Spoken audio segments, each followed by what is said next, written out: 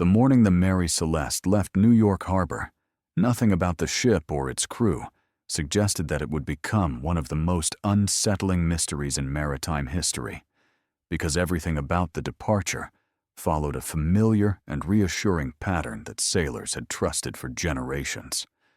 The vessel was sturdy, recently inspected, and considered seaworthy, its cargo carefully documented, its route planned with precision, and its captain, Benjamin Briggs, was an experienced and respected mariner who had spent most of his life at sea without incident, known among his peers as cautious rather than reckless, methodical rather than impulsive. This was not a desperate voyage or a risky gamble, but a routine crossing of the Atlantic, transporting industrial alcohol to Italy, the kind of journey that rarely made headlines and almost never ended in tragedy. What made this voyage unusual was not the ship, but the people aboard it. Captain Briggs had brought his wife, Sarah, and their young daughter, Sophia, with him, something he would never have done if he believed the journey posed serious danger. And the rest of the crew was carefully selected, experienced, and sober, men with families of their own waiting for them back home. They boarded the ship with personal belongings, tools, and the quiet expectation of returning. And as the Mary Celeste slipped into open water, it became just another vessel among countless others moving across the Atlantic under sail. For weeks, the journey unfolded without recorded incident. Weather conditions were challenging at times, but not extraordinary, and logbook entries describe routine adjustments to sails, changes in wind direction, and the steady progress of a ship doing exactly what it was built to do, carrying its crew and cargo forward across a vast, indifferent ocean. Then the entries stopped. On December 5, 1872, another ship, the Dei Gratia, spotted the Mary Celeste drifting aimlessly near the Azores, her sails partially raised, her course uncertain, and from a distance, nothing seemed obviously wrong. But something about the ship's movement felt off, as though it were alive but unguided, present but abandoned.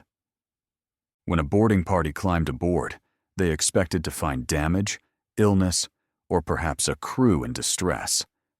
Instead, they found silence. The ship was intact. The hull showed no signs of collision or structural failure.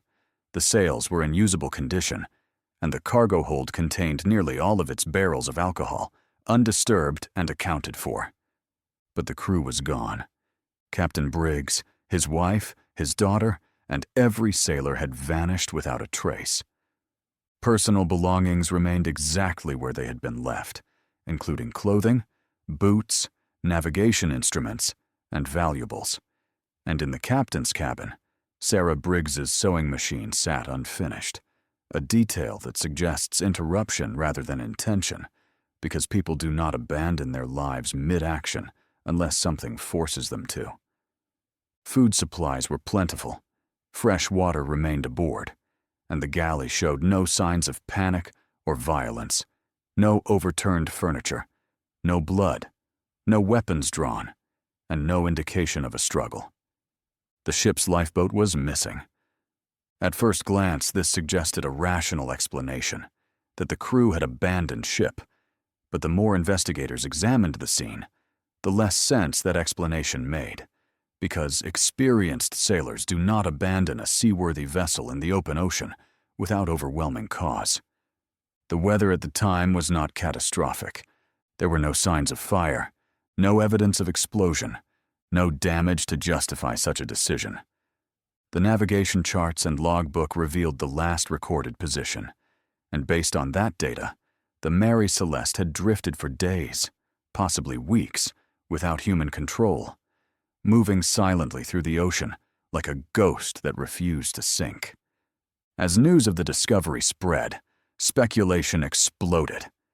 Some suggested piracy, but pirates do not abandon valuable cargo and leave a ship intact. Others proposed mutiny, but mutinies leave evidence, and none of the crew had a history of violence or conflict with the captain. Another theory pointed to alcohol fumes from the cargo, suggesting that leaking barrels may have created the fear of an explosion, prompting the crew to flee temporarily. But if that were the case, why was the ship never reboarded?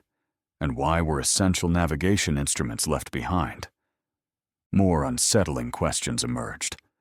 Why would Captain Briggs abandon ship with his wife and child, choosing the uncertainty of the open sea in a small lifeboat over the relative safety of a functional vessel?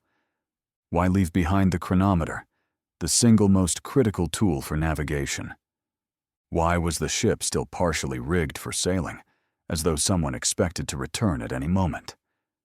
The deeper investigators looked, the more the event began to feel less like an accident and more like an interruption.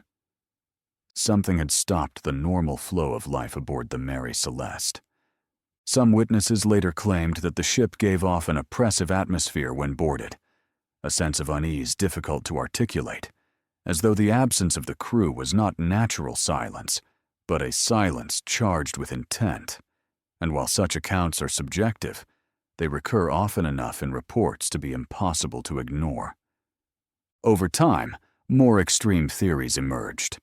Some suggested sea monsters, others rogue waves, and others still spoke of supernatural forces, pointing to the ship's refusal to sink, its tendency to drift without clear pattern, and the total absence of physical evidence explaining the crew's disappearance. One theory proposed that the Mary Celeste entered a region of the ocean known for strange phenomena, where compasses fail and perception distorts, causing experienced sailors to misinterpret reality and make fatal decisions.